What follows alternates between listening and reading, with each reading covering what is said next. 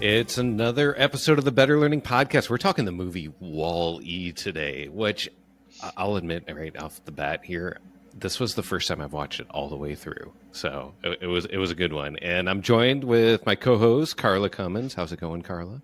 Fabulous, as always. Had you seen this movie before? I don't know if we should talk about me seeing this movie before, because I debated on if we should have this conversation. Yes. Oh, have you seen it yet? Yes. I mean, I've seen it. Like, it was actually my son's favorite movie my 20-year-old son's favorite movie when he was a kid. It was not mine.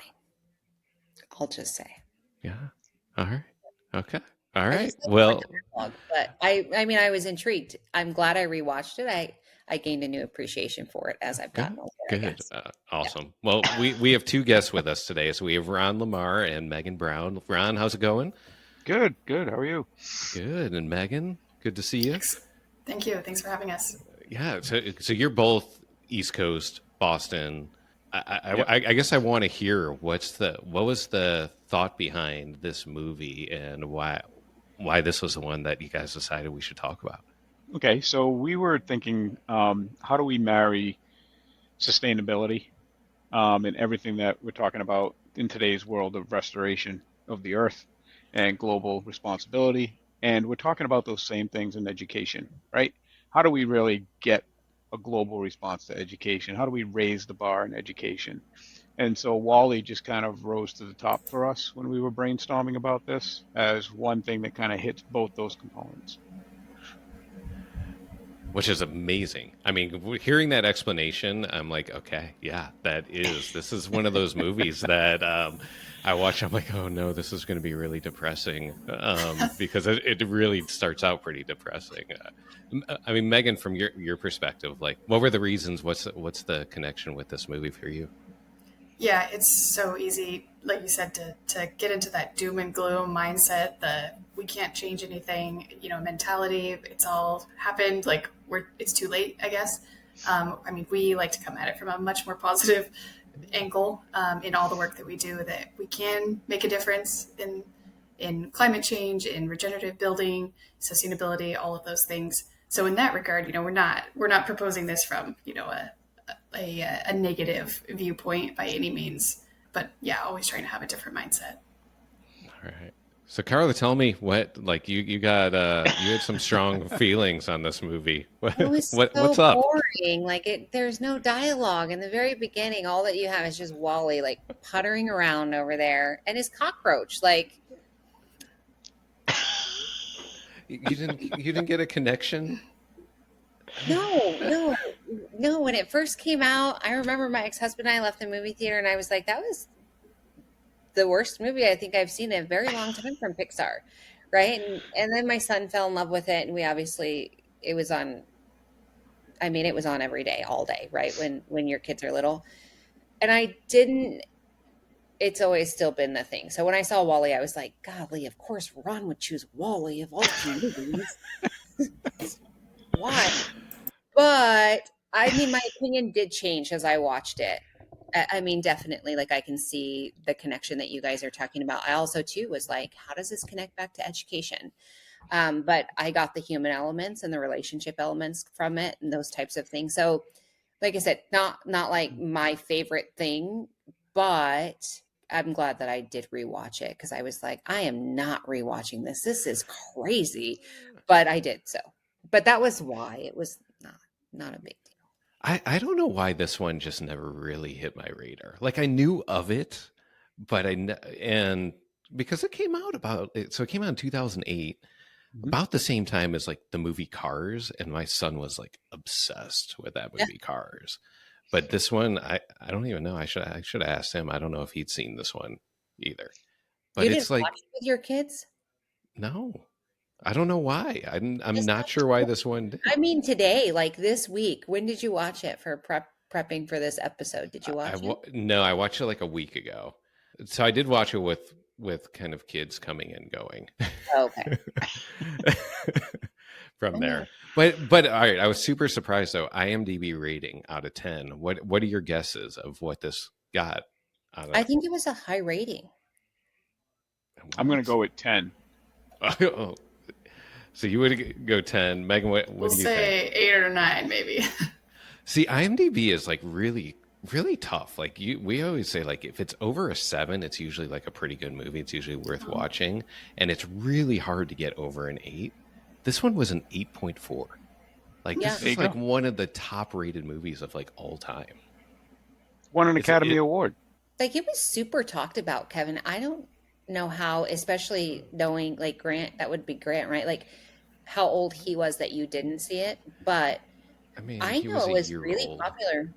Oh yeah, no, then probably not. I'm yeah, 1 year old's not gonna enjoy that. Kind of doing some reading behind the scenes about the movie, I was intrigued to learn now that, they did some pretty progressive things about lighting and the different scenes, stuff that had never been done before, which I thought was really interesting. So it was groundbreaking in that regard. And I feel like it's super relevant to today because I feel like a lot. I mean, especially AI kind of prompts a lot of these conversations right now Yep. of like, Yep. what's going to happen to humans? Like, is AI going to be smarter than humans and basically replace us? Yeah, that was pretty fascinating to see like how, and part of it, it's with the animation, it feels like it could have came out No. this year. Yeah. So Ron, why a 10? So you really like this movie, huh? So, well, I did because the first time I watched it, you kind of, as Carla and Megan said, you kind of start off with the what happened to the Earth, and the first thing is okay, and of course the expectation of in my mind is, all right, this is what we've done to the Earth. Now, how's Pixar going to fix it? Like, how are they going to make it all right? And I think the progression through the movie really touched on a lot of things that we were talking about in education, like how much does technology have to do with the future? Hmm. And it turned out like, oh my gosh, like technology is running the future. There's only one remaining robot on Earth, but everybody's living in space and they're all living like in this time machine. Not a real, you know what I mean? But it's just like, I think it's 2805 is the setting for the movie. And it resonated with me to that point of, okay, how do we get from where we are today and avoid what's being projected right now? Yeah. Yeah, yeah, Yeah, something that really stuck out to me in the movie too was the idea of this one little plant, and that is a trigger, like a tipping point for so many events and changing of perspectives and changing of mindsets in the movie. I thought that, obviously the plant is important in the movie, but I thought it was really interesting from a broader perspective of like a tipping point and what really starts to change the mindset of the people on the Axiom about Earth. yeah, yeah. Nice. Well, any other general thoughts on the movie before we dig into some award categories here? Oh yeah, we've got so one of the things that we wanted to point out was in how it relates to education. Um, in terms of like Wally, he has his directive, right? His directive is to clean the earth. But at the same time, he's like collecting all these artifacts and he's learning how to dance. And he's really becoming this human character where all of a sudden he does have a pet, even though it's a cockroach. But, those are the only things that are still living.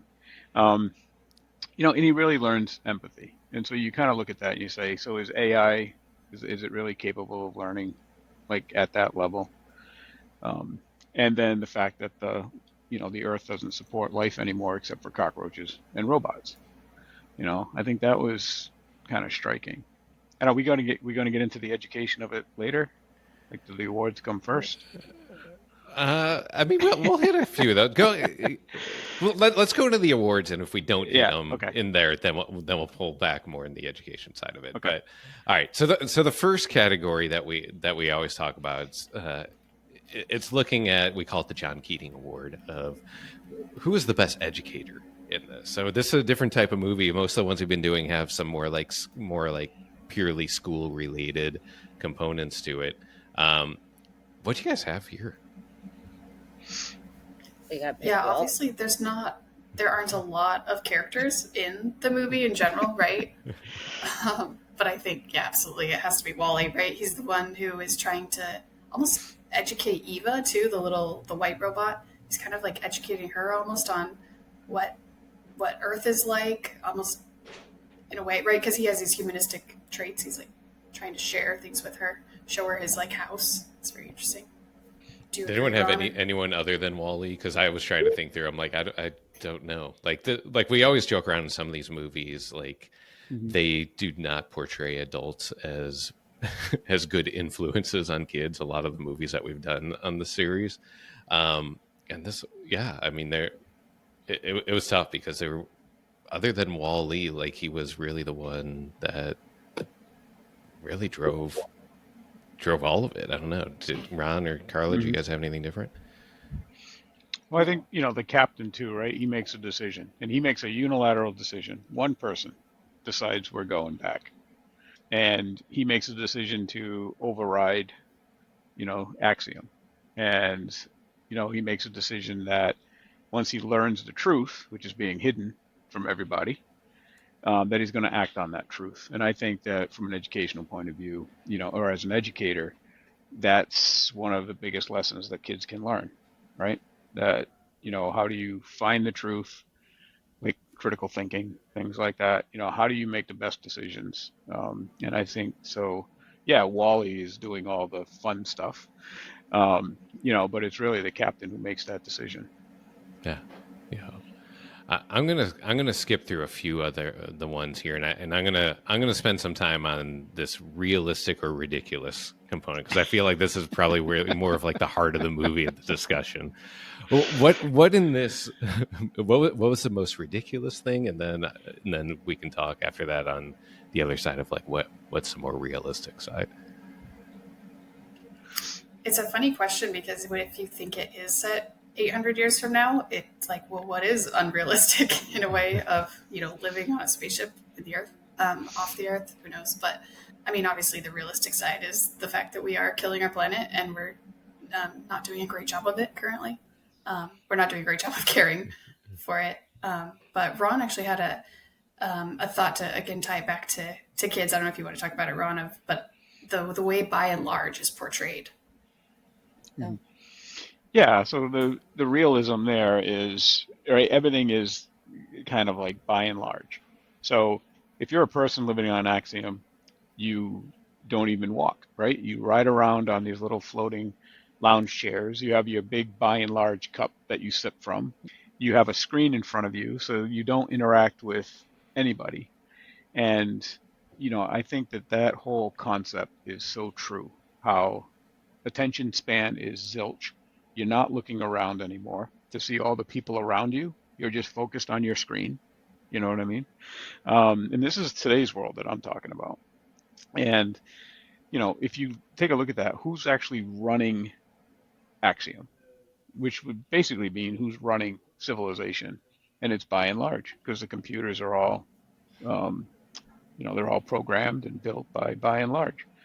And so, if you take a look at that in terms of today's world, in terms of realistic, I think that's where we are already located. That's where we are standing in the world that we are at today. People are no longer thinking about people next to them. They're no longer thinking about their peers. They're really just focused on this screen time and engaging with people on the screen instead of engaging with the people next to you. So my real or realistic, I wrote comfort is the enemy of curiosity. And you see that in the whole by and large thing. And I think that I connected a lot of the stuff back to like real world too. But these people, they couldn't walk, I don't think, could they? Right. They Didn't can't look even like stand it. up. And I want to say, like, one of the early scenes, the captain is like, "It's our 75th anniversary of our 5-year crew or something." So, what was the math on that, right? And I thought, well, they have been up there for a really, really long time. So, I would imagine that Mm-hmm. they have built a system for doing too much for people that got complacent, right? And so I do think that Mm-hmm. there's real aspects of it that are reality, and the screen is. I just had a conversation this morning about it. The way that we connect with people. Yeah. It gets more and more difficult the more we're behind a phone, behind a screen, behind all of that stuff. So I think there are obviously some realistic components to it. But Megan, did you answer the real or realistic part? A little bit, but I totally agree with what you were saying, Carla. I think it's interesting to think about how AI can also deprive us in a way of trying to get to the bottom of questions. Like it's an easy button, right? Google was the same way; it got a bad rap, right? Everyone just Googles an answer instead of thinking about it, talking about it with friends. It can keep us from pushing our curiosity further and discovering things in different ways, and just because it's easy, right? Yeah. Yeah, I mean, obviously there's the satire component of this movie, but it is. I mean, you fast forward and it's almost like You can see it not that far away. I think there's two different points here for me. In here is one is it may have seemed ridiculous in 2008, but you literally I don't know how we can have this episode and not talk about Elon Musk. And all the work that he's doing.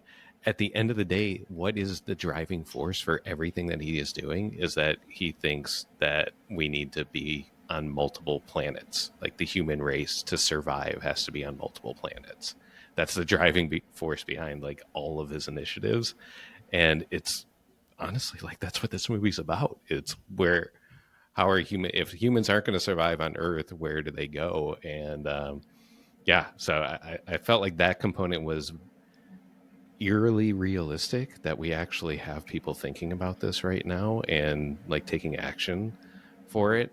The other one, which is a little more closer to home to our industry, is that I do remember when kind of this new wave of furniture for schools was coming out, and some of the types of furniture that had the desk combined with it and would swivel around, which I personally love. In the right situation, they're these pieces of furniture could be the right fit. But I remember a lot of the people having a gut visceral reaction of hating it because of this movie. Because they're all we're doing is we're creating kids who are basically just going to be like they are in this movie, where they don't even move around and they do that. And so I'm definitely very glad to see the industry evolving and the point where we're talking more about active learning environments and more movement and utilizing spaces in a different level. So those are kind of my ridiculous but realistic kind of points combined in there. Did we miss anything? So we actually established that Elon Musk probably watched WALL-E as a kid, and so therefore he found all of his initiative. I'm joking. It is funny though to think, because I guess I wouldn't have connected it back to that, Kevin. But yeah, I don't think that there's much of a miss on that one. Other than what I mean, how many years ahead was this supposed? Did they ever say other than 2805? Not far. Yeah. But not close either. Right. No, not that close. But it does. I think everything that everybody has said is true, right? How do you? And that's what we're here talking about today. How do you really connect this to what's going on today? And kudos to the director and everybody else who kind of put this together, because I think they're hitting on some real issues, frankly, but they're doing it in a very fun way, And I think that was what I took away again from the film was, leave it to Pixar to be talking about a real serious issue, which is what Megan, crystallized there in her comment. And then how do we get everybody's attention, and how do we get them to address it? And I think, Carla, you're right. I think Elon Musk did watch this and say, "Oh God, we got to do something." I was just being smart aleck, but I think only Kevin would have connected it back, right? Am I the only one? You guys didn't think about this? No, I didn't think about Elon Musk at all. I just was like, gosh, how do I connect this back to education? How exactly is it? But I think it's a lot of kind of what we talk about too, is that WALL-E, right?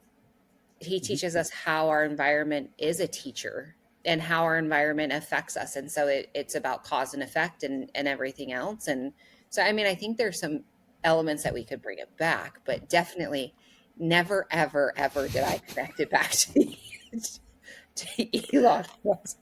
But I just don't think that way either. So I'm like, no. But I'm glad that you did, because it's a good topic, and so I'll send him a message and see if he let was him a know. fan. We can get his take on this one. All right, so I'm going to move into another category here. There wasn't a lot of dialogue in here, but was there a one-liner that stood out for you guys? I don't know, what did I have in here for thinking about one-liners? You know, I think when you're getting the first tour of Axiom, and you see a teacher teaching a class of kids, you know, and the only thing they have to learn is trust and by and large. Like that's it, right? So all they have to do is trust by and large. And then, you know, I think that so that was a one-liner that kind of stuck out. You know, and then the other one was just that term on directive, you know, where everybody seems to just have, or, you know, the technology way is that you put your blinders on and you got to do that, you know. So Eva says it several times, you know, directive, directive, and he says it, he really doesn't say it actually, you know, it's her who says directive, directive, and you kind of got to get past the directive, right? And you can attribute that to standardized tests. In other words, you know, just teach the test. Don't think about anything else. Got to teach the test. And so that kind of stuck out to me from you know, again, rewatching it for this episode, you know, kind of latching onto that and saying, there's a lot of that goes on today. Megan, how about you? Yeah, I think I liked the part where they get back on Earth after they turn Axiom around or whatever, come back, and the captain is telling the kids who have come with him, like, we're gonna learn to farm and grow our own food. It's sort of this full circle moment, right, of where humanity probably started, right, like living off the Earth. This regenerative farming idea, you know, it's like this full circle moment of like, he's like, we're gonna learn to do this, and it's almost like reteaching their civilization, I guess. I clearly said there's no dialogue in this one, so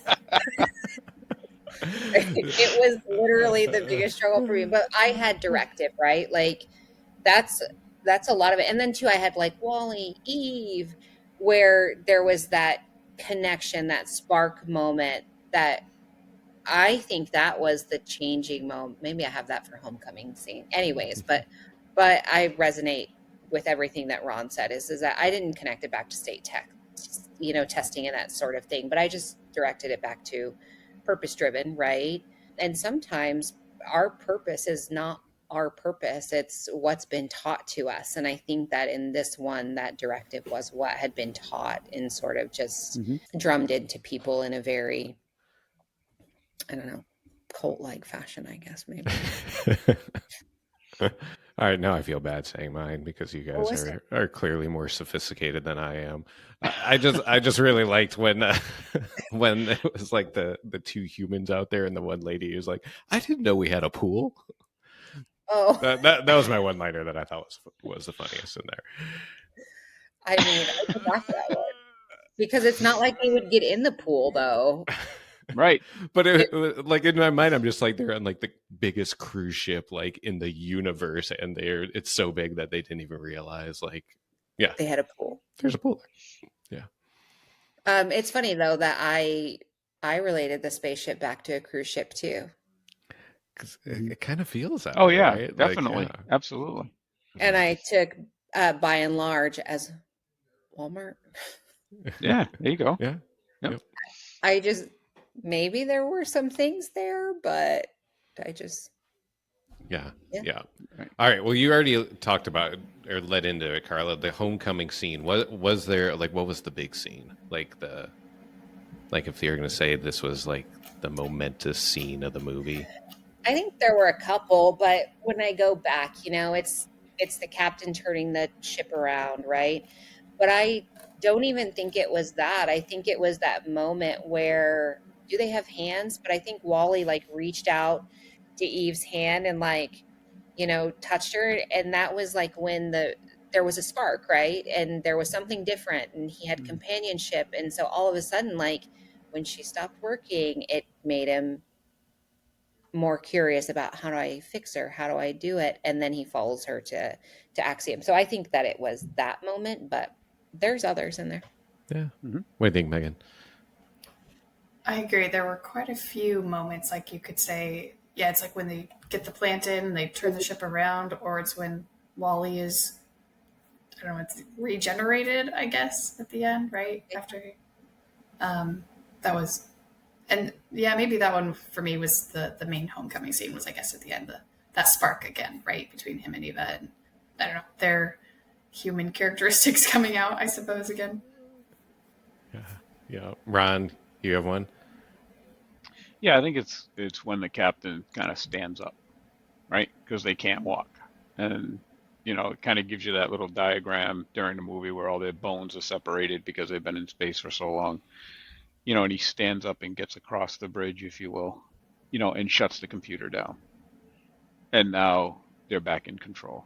And now they're back in control of their own destiny. They're not working off the directives of the by and large computers. So I think that was the big moment in the, if you want to call it a plot.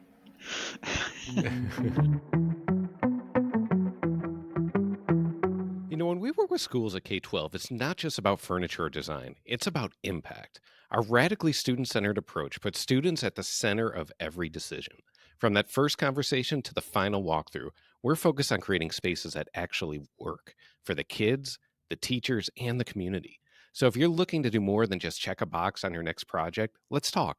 Visit K12.com. That's KAY-TWELVE.com and see how we're helping schools transform learning one student at a time.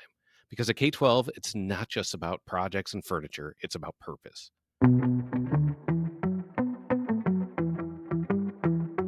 All right, I'm going to skip through. I'm going to do one more unless you guys really want to hit, but I felt like this movie, some of the other categories didn't really apply as much.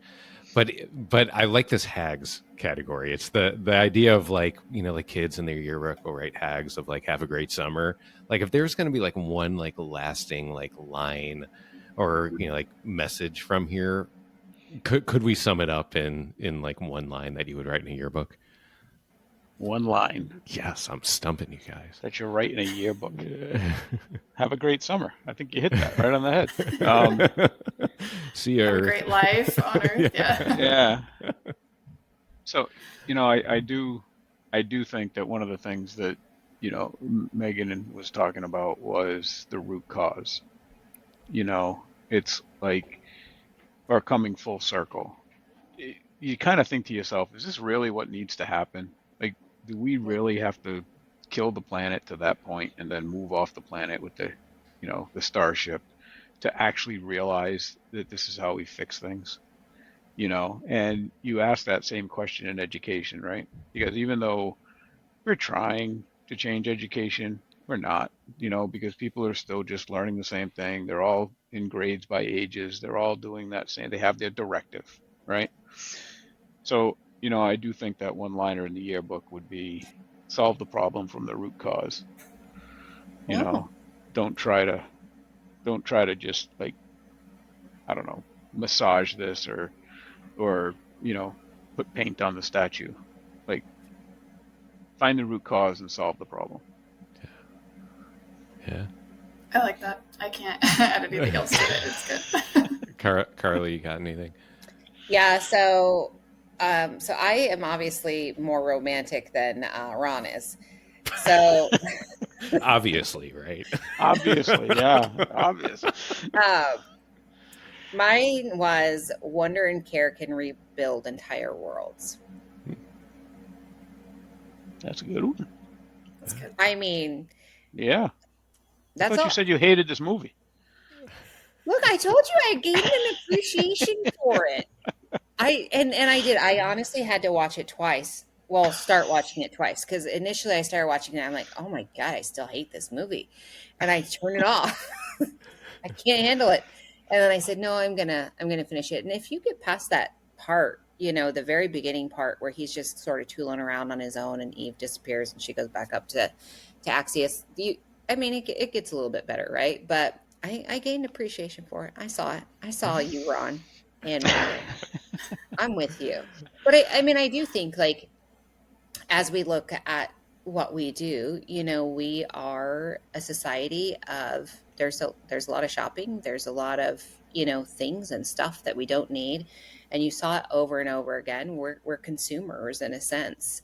And we consume a lot. And so when we look at the amount that we consume, what do we give back to our environment? And like earthly environment, not necessarily physical space. Yeah, I might Yeah. start recycling more aggressively. Oh But man. Yeah. I feel like this was a really interesting, yeah, interesting choice of a movie. So I'm glad you brought it up. I think it prompts kind of the bigger discussion, which maybe that's what we should talk about this. So like, Ron, you hit on it here of like where I feel like the change makers in education are like we're just like talking on the fringes of like real change in a time Mhm. when the rest of the world is changing really fast. So I mean, I'd love to hear kind of your perspective and the type of work that you're doing and things that you're doing that's around this conversation because every time I think about this, I'm like, man, we are talking like tiny incremental changes in education when really I think we need to be Yeah, thinking bigger. yeah, I think so. And we see it. So I was explaining to Megan that, as an architect who designed schools for a long time, but then get into the educational planning aspects of it, you realize, oh my gosh, what have we been doing? Because educational planning it's like the engine to a car, right? So if you were just designing the really nice car that wins design awards because it's a zooty car, but the engine is just, Fred Flintstone with a couple of feet, then what are you doing? And then, the next thing is when you kind of study the Well Building Institute, you realize a whole nother level of, oh, what have we been doing? These buildings are not supporting the health of these children. And so you get to the point where now you see some resemblance of people really trying to change, make the change. And that has to come from the educators. Because as planners and architects, we should be asking them, how does this change? Everybody says, oh, it's a next generation school. We have this many classrooms, we have a gym, we have a cafeteria. So, okay, so it's the same thing. We've rearranged the chairs on the Titanic. And, I think if the educators are able to come out and say, we have a new way of engaging the students, we really are going to do student led design where the students really are in charge and the educators are there for support and mentoring and coaching and keeping them on their path that they choose. It has to come from the school district. It has to come from the owner. It has to come from the educational leaders. And that's why I thought this movie was appropriate, because we're at that point. The planet is deteriorated, everybody's off it. I think education in the industrial model that began how many hundred years ago, it's done. It's run its course. We don't need that type of education anymore.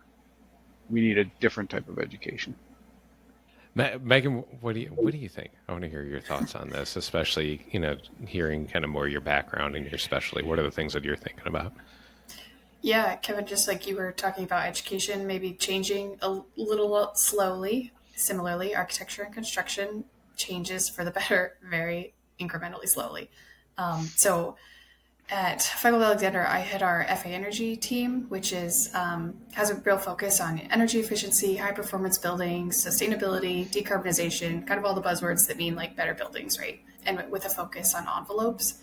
And we see this all the time that like we have the ability, the knowledge, the data to do buildings that are really, really healthy environments for people. I love the passive house standard. It creates environments that are comfortable, great learning environments for students, teachers, everyone using them. But it can be so hard to get others on board with doing this. And I think again, like that's why I came back to the whole plant like analogy in the movie of that one little green plant. Is like once you see it, you can't unsee it, right? It's like all of a sudden you understand that there's a better way to do things, and it's like again this tipping point, this jumping off point for doing things a different way. So that's what we're always driving for, are these better ways of doing things in the architecture and design field, but it can feel kind of slow. But the data is there, the ability is there. We're just hoping to push it forward. And I think we've reached a point now where we're not just talking about like doing no harm, like instead of just building a building that is at zero, like it doesn't detract from the earth. I think the push now is also to do better than that, to do regenerative design or regenerative building, where what we're doing actually has a positive impact on our environment, on the earth, and obviously on the people who use it, but also the people who build it, the people that are impacted by extraction of the materials and everything down the supply chain. Carla and I have had a lot of these discussions, like internally too, lately, of like how do we like not like as an industry, how do we stop missing these opportunities? Because you're right. I mean, here what you're saying, we're saying the same thing. It's like things are slow, systems are slow, people like status quo, like this gravity of like doing it the old way is really heavy. Like there's just so much force to do that. To me, that's the heart of like why we even kind of do this like format. I know it could be like lighter and funner, but it's like that storytelling probably is what's going to move the needle more than the data. And like how do we continue to be telling these stories in a way that it does impact the change? Because man, there are a lot of forces that are just going to say, no, we can't do that, we can't do that, we can't do that. Absolutely. You hit the nail on the head. That's exactly why education has the problem that they have, right? I think there are educators out there who completely realize that we need a more empathetic, social approach. In other words, let the students really make human connections to learn. They should be learning from their older peers, their younger peers. They should be learning at their own speed.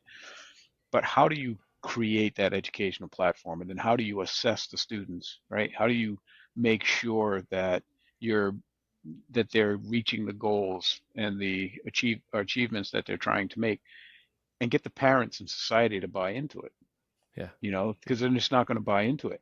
And if the parents aren't buying into it, and the school districts and the people funding these things are not buying into it, it's just not going to happen. And so that really gets us back to the root cause.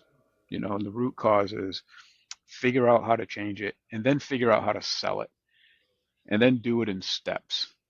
Like, don't come back, or maybe one way, I shouldn't say don't, but one way is not to say, hey, we're going to create this new mousetrap tomorrow.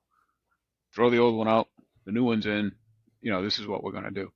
But you do it in incremental steps so that people come along with you. It took a couple of 100 years for education to start where it did to get where it is today. So let's start the process of retooling and rethinking this, and it could work. Well, I think it all goes back to Wally, right? You just have to keep planting those seeds. And it's just with it's full circle, Rod. Look at that. Carla wraps that up with a bow. It's her favorite movie. It's her favorite It's movie. my all-time favorite. Actually, no, I can't stop feeling guilty about this because y'all liked it so much. And so I'm like, gosh, what do they see that I don't? But you said it. I mean, Megan, you said it, and you were like, it goes back to that plant. Like it's one thing that can make that change. And I do think it's continuing the conversation, continuously saying it. But the biggest hurdle, honestly, I think it's people. You can have one person who's going to push change, and unless they're like that pilot on the boat or the ship, who's like, nope, we're turning off all these systems, we're going back, without any conviction from anyone or anything else, and for the fear of change. I mean, it's going to take that one person all of a sudden who's going to be like, we did this and it's amazing, and look at where our kids are at, and look at where our school is at, and look at where our community is, right? Because you start making those changes, you start seeing changes within a community and within a small society, within a geography. So it's a seed. Yeah. Carla, I'm going to take that as we wrap this up, and I'm going to make this, because we have a lot of architects and a lot of school leaders, like a lot in the A&D community, a lot of school leaders that listen to this. And that point right there is we need leadership. Like we need people that are sitting in those leadership positions to make that call, like that true change maker. Because if you talk to anyone in our industry, the data is there. Like it's not that we don't know how to build better schools or more sustainable schools or better learning environments. We know how. We absolutely know how. We need the leadership to make that decision and not look back and say, like, I'm going to deal, like we really need strong leaders. And to me, that's like the call to action right now, is the people that are in these positions. And, you know, obviously title matters, but every project that we have ever worked that I would say does move the needle, it's because we've had one change maker that just was saying, like, we are going to do it. We are going to do it different. Where there's a lot of forces that are going to pull us back in, but we are not going to miss this opportunity for this, you know, like once every 50 years for the community to build a new school. And those are the ones that do it. So there is a lot of power from one individual. And to me, that would be like the biggest takeaway, that captain just made the call. They just made the call, and it changed the course of history. Yeah. But you're right. You know, Kevin, Feingold Alexander's got a project under construction in Cranston, Rhode Island, the Gladstone School. And it was that owner, that leader, those leaders who said, we're not going to build the same old. And they're building a very different type of environment. And that very different type of environment is not even done construction yet. And they've been working on professional development this whole time. And so, you know, I think that kind of leadership where we are going to make a change, we are going to figure out what we need because we're training on how we're going to need it. And now we're building it at the same time. And that's actually a session that's going to take place at Learningscapes. And, you know, it is a very interesting point about leadership, because that's where it comes from. We would have no architect would have been able to design a school like that without the leadership in place to say, this is what we want to do. Yeah. Now I want to look it up and see what it is. Now that you, my curiosity, right? But you think about it, I mean, that is what's going to spark the change. And it's not like every one of those, if we're going to, you know, as an industry, I think if I'm going to like pat ourselves on the back, is we do share a lot of information and we do learn from each other. And that collective of like, try this, what worked, what didn't work, try this, what worked, what didn't work, it's just going to accelerate it. So that's the optimistic side of me. That just is like, we have, like, there are so many things working in our favor right now, but we do just need to keep fostering like that change maker and the people really stepping up. To say, hey, no, we're going to do it. And we may not know all the answers, but we're going to figure them out as we go. So. Yeah. Carla knows all the answers. Listen, we all know I know nothing. But I do think like we're on like the edge of change, right? And I think that, I mean, I can see it and I can feel it, and it is, there's apprehension and there's a little resistance, but I do think that within our time, because I think we're all relatively close in age, minus Megan, she's so cute, but like you're going to see it, right? Like you're going to see that change happen, and you're going to finally be like, yes, this is what we've talked about. But by the time that change happens, it's already going to be behind. Right. Yeah. Awesome. Well, this is a fun discussion. For the audience, if you like these types of things, if you want to be involved, betterlearningpodcast.com is our hub for everything. Please, wherever you're listening, watching this, just hit subscribe wherever you're at. And really, these conversations, we do them for a reason. We want to be able to spark some of that change that we see to keep improving the learning environments and the opportunities for every kid. So that's at the core of what we do. So we really appreciate the audience here, because so many times and some of the ideas come from there. So there are forums at betterlearningpodcast.com to get involved. But man, Ron, Megan, Carla, good job. We did it. Mm-hmm. Thank you. All right. Thank you. This was great. Oh, yeah. Thank you so much. The Better Learning Podcast is produced by Matt Rogers and edited by Kelly Jones. The views and opinions shared on this podcast are those of the individual speaking and do not necessarily represent the perspectives of their affiliated companies, organizations, or associations.